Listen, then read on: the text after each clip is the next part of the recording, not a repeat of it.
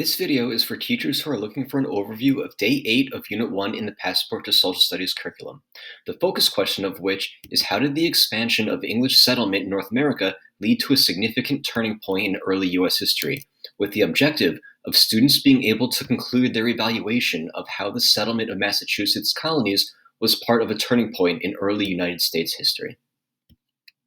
Additionally, this lesson concludes the modeling of the Turning Points tool by walking the students through steps 4 and 5, which involve them assessing the historical significance of the change, then making their final determination as to whether the event does indeed meet the requirements to be a turning point.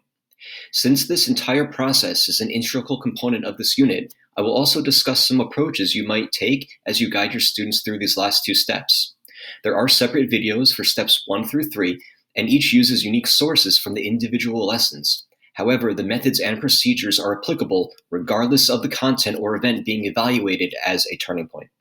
Again, the specific event under consideration in this lesson is the establishment of the Massachusetts colony as a factor in the displacement of indigenous people due to English colonization.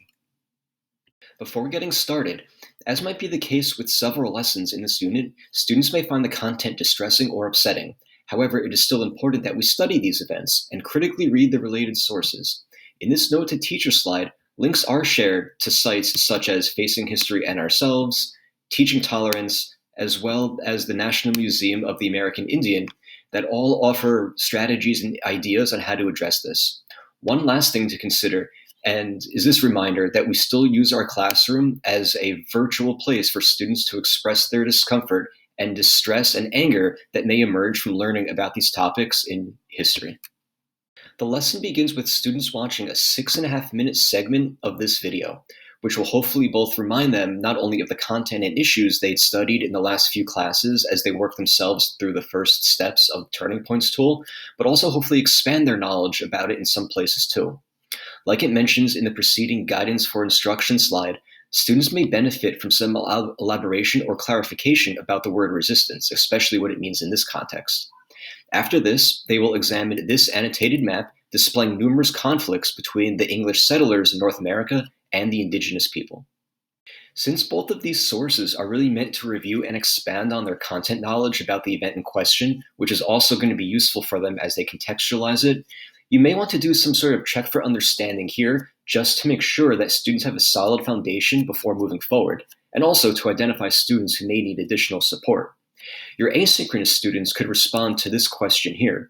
but for your synchronous students, you may consider posing a question that requires them to draw on their takeaways for both the video and the map and connect them to larger issues that were recently studied.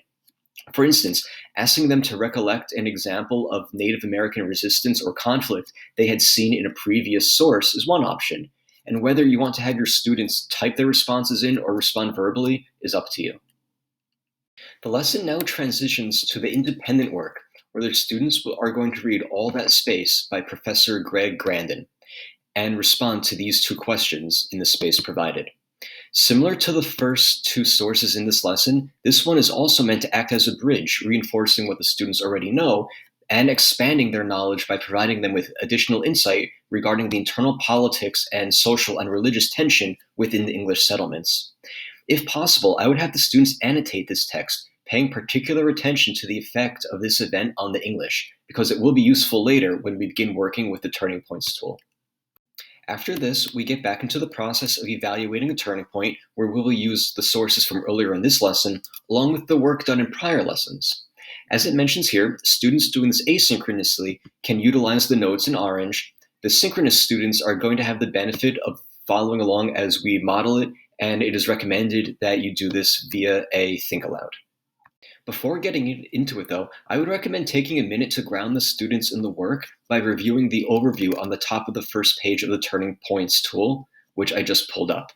In particular, draw their attention to this part that's right here in bold, and remind them for an event to be a turning point, the ensuing change must be historically significant, which is what they're going to determine momentarily in step 4, and also the change must be greater than the previous continuity of events, patterns, or trends, which they have already done the groundwork for in step 3.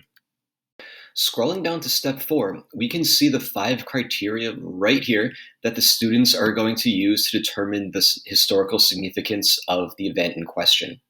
I'm now going to switch back to the electronic version in the slide deck adapted for virtual learning, and you can see the same 5 criteria pasted right here in this leftmost column.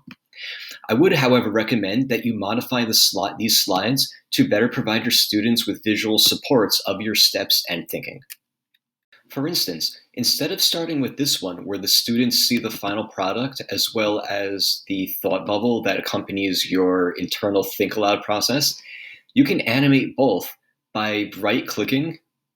and clicking animate, and then they will appear at the time that they're supposed to in your process. Another option, which is the one that I actually did here, is to make multiple copies of this slide and then delete things I don't want appearing just yet, but keeping them in subsequent ones so they appear as you progress through the slide presentation.